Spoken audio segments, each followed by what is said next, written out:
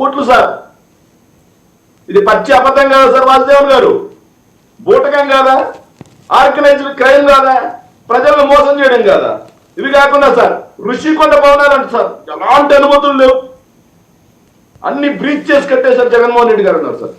కానీ నిన్న సార్ అసెంబ్లీలోనే, అది కూడా నిన్నే సార్, అసెంబ్లీలో క్వశ్చన్ అవర్లో సిఆర్జెడ్ అనుమతులు ఉన్నాయి, ప్లాన్ అప్రూవల్స్ ఉన్నాయి, అన్ని క్లియరెన్స్లు ఉన్నాయి దానికి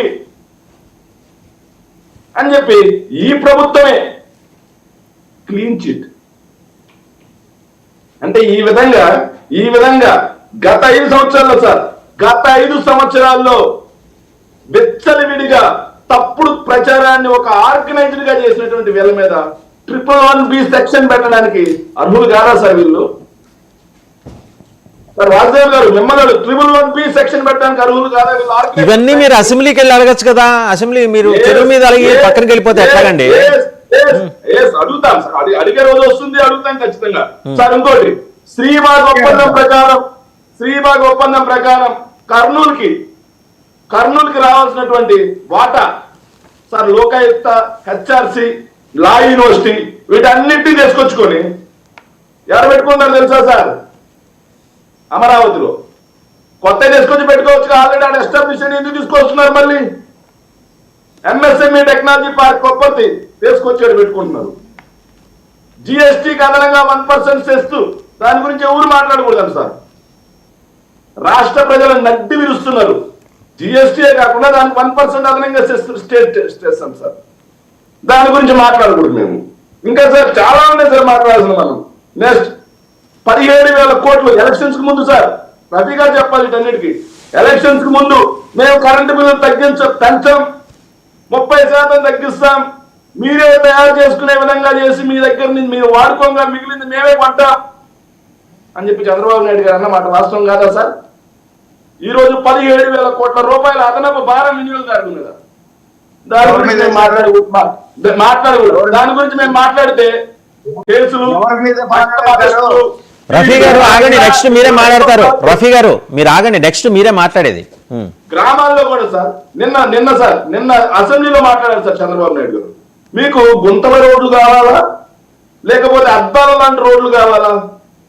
గ్రామాల్లో సరే, గ్రామం నుంచి మండలానికి వచ్చే రోడ్లు కూడా టోల్స్ అంటారు.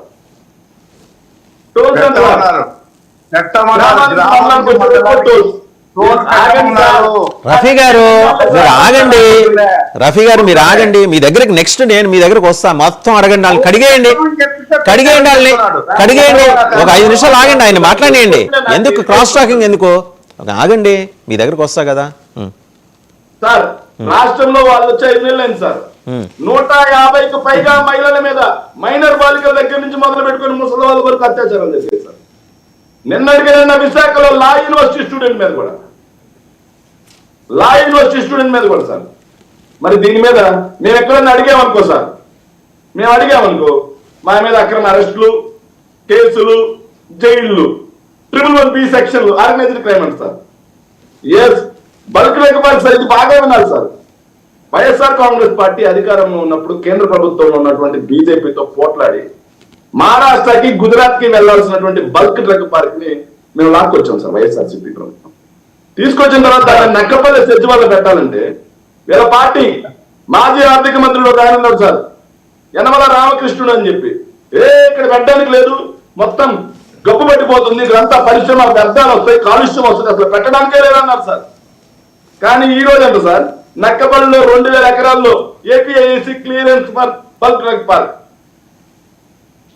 అంటే మా హయాంలో వస్తుంటే ఓర్చుకోలేరు, మా హయాంలో వచ్చిన వాడికి ఈరోజు కొబ్బరికాయలు పడుతున్నారు. ఆఖరికి సార్ రేపు 27వ తారీఖున ప్రైమ్ మినిస్టర్ వస్తున్నారు సార్. ఎన్టీపీసీ అది కూడా మేము తెచ్చిందే. చంద్రబాబు నాయుడు గారు ముఖ్యమంత్రి అవ్వగానే పోయాడు సార్ శ్రీ సిటీకి టెంకాయ కొట్టడానికి. చంద్రబాబు నాయుడు గారిని ముఖ్యమంత్రి చేసింది కూడా మీరే. మేము ఆ మాట లేదు, మేము అంటున్నామా? రాష్ట్రంలో పరిశ్రమలు రాలేదన్నారు కాబట్టి చెబుతున్నాం సార్. మేము పారిపోయిన పరిశ్రమల సంగతి ఏంటి శేఖర్ రెడ్డి గారు? పారిపోయిన పారిశ్రామికవేత్తల సంగతి ఏంటి? రాష్ట్రం నుంచి వద్దు బాబు మాకు ఈ రాష్ట్రంలో పరిశ్రమలను దండం పెట్టి వెళ్ళిపోయిన వాళ్ళ సంగతి ఏంటి అంటున్నా. ఎవరు సార్ ఈ రాష్ట్రంలో పరిశ్రమలు వద్దు అని చెప్పి దండం పెట్టిపోయిన వాళ్ళు? ఒకసారి మీరు లెక్క చేయండి సార్, నేను ఇప్పుడే డిస్కషన్ పెడతాను. జే ట్యాక్స్ వసూలు చేస్తామని చెప్పేసి ఎవరు సార్? నేను అదే సార్, ఎవరు జే ట్యాక్స్ వసూలు చేస్తారు? గల్లా జయదేవ్ని అల్లాడించారు కదా మీరు, అవునా కాదా? గల్లా జయదేవ్ని అల్లాడించారా లేదా? ఆగుతాను సార్, ఆగండి సార్, ఆగండి. గల్లా జయదేవ్ గారు రాష్ట్రం నుంచి అమర్ రాజాని తీసుకొని పారిపోయారా?